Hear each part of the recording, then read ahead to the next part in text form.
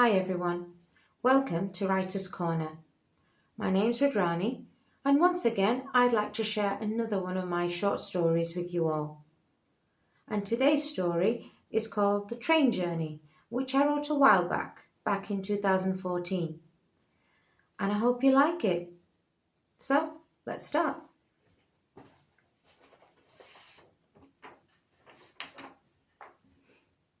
The Train Journey.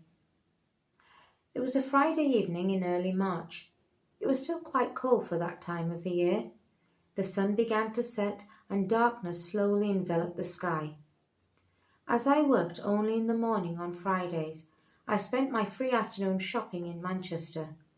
After exhausting my bank balance, I quickly made my way to the train station, hoping to avoid the evening rush hour. The station was ever busy, bustling with people hurrying in all directions, eager to reach their destination. My ears were filled with various sounds. Announcements, the stamping of feet, people chattering, shouting, the occasional screams and cries of children, and the coming and going of trains. The various smells of people's scents, food and beverages permeating in the air pierced my nostrils. I caught the 4:30 evening train from Manchester Piccadilly to Huddersfield, where I lived and worked. Though it was not too crowded, the seats were all occupied and a few passengers were left standing. Many of the passengers were returning home after a long day at work. Dressed in their smart suits, they sat with their eyes glued to their laptops or with their heads buried in some work documents, seemingly oblivious to their surroundings. Some were students, others were busy shoppers or just travellers with another purpose. I seldom travel by train, but I found driving into Manchester and parking a little daunting. A pregnant lady boarded the train and hesitantly searched for a place to sit, yet she was invisible to all that were seated. She too remained standing. She was followed by a coquettishly dressed young female, blonde, with a tall, wafer-like body and heaving bosoms. As she paraded up and down the carriage expectantly for a seat, all eyes turned to her. Some scrutinized her, some sneered, and others undressed her. "Would you like to sit down?" said a male voice. She gave a slight giggle. "Oh, thanks," she said, pouting her inflated lips. The middle-aged, half-balding man stood beside her, flirting and engaging in a pointless conversation with her. The scene repulsed and vexed me. I looked across at the expectant mother, who returned a soft smile that seemed to say, "Don't worry, I'm used to it." An elderly lady who was next to me shook her head in disapproval and began sighing and muttering, feeling utterly appalled. A young man standing opposite me suddenly caught my attention. He threw me a fleeting glance, registering my presence in front of him. He was smartly dressed in what appeared to be expensive clothing. He wore a dark grey suit, blue shirt, and a silk tie with a long black overcoat. His black shoes were neatly polished, without a single scratch or scuff on them. The leather bag he held was in the same impeccable condition. After assessing his attire, I turned my attention to the rest of him. He was definitely a professional, perhaps a lawyer or a banker. He was medium built, probably in his mid-twenties, and about 5 feet 10 inches tall. His skin was a light golden brown, clear and flawless. His short, neatly trimmed hair was jet black, darker than the blackness of the night. He was clean-shaven, with sharp chiseled features. His pleasant face and large twinkling eyes made him look friendly and approachable. He looked confident rather than arrogant, and with no ring on his finger, he seemed more appealing. Not knowing his name, I christened him Mr. Handsome. I found myself staring at him in admiration when a voice called, "Tickets, please." I quickly reached into my bag and handed the conductor my ticket. He gave me a cheerful grin. "Nice view, is it?" he whispered, subtly gesturing to the man.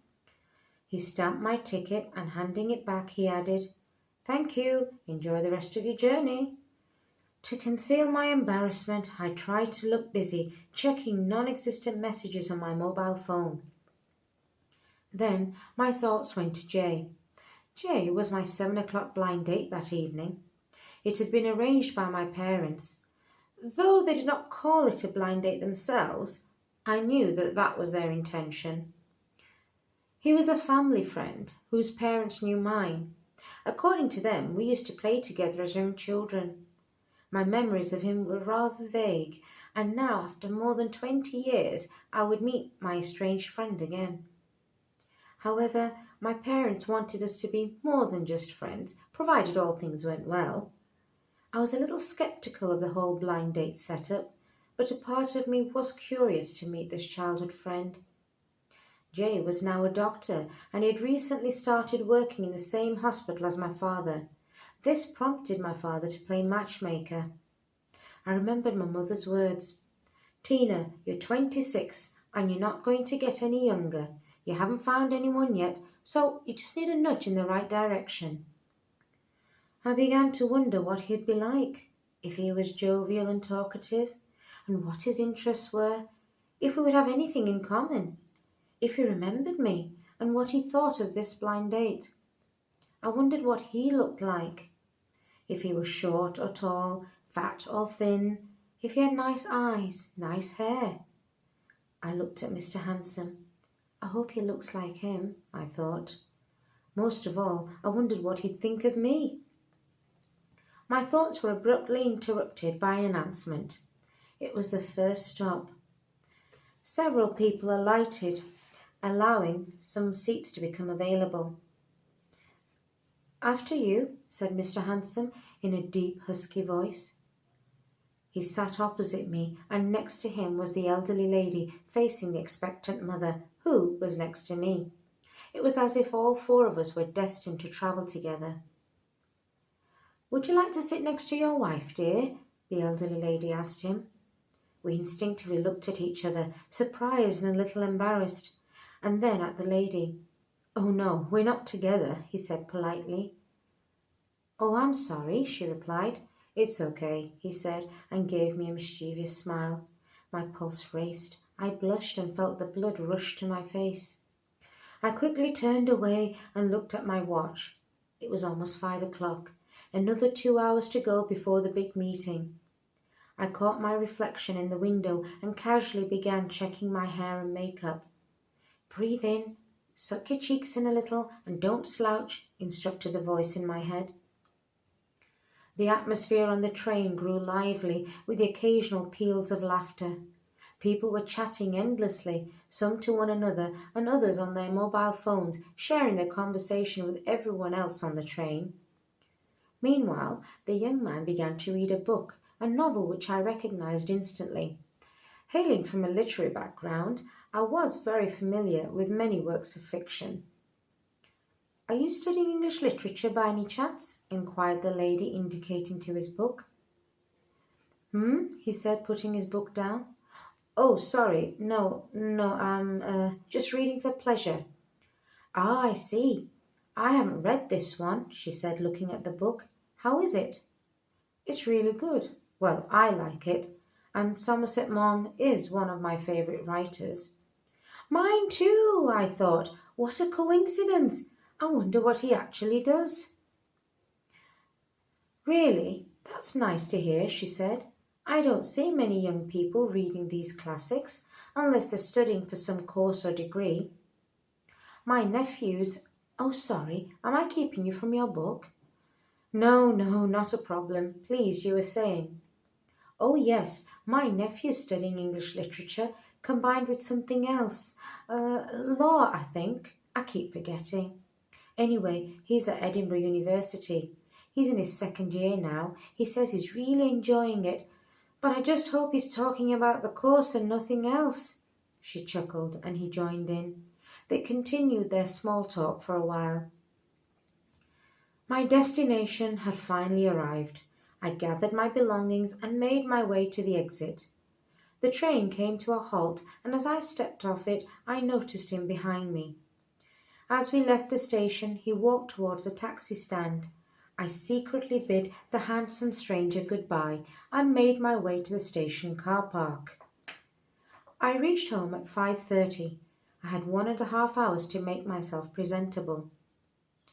At 7 o'clock sharp, the doorbell rang. It was Jay. My father opened the door. My mother followed behind, and as the three of them conversed, I had a strange feeling inside. There was something oddly familiar about his voice.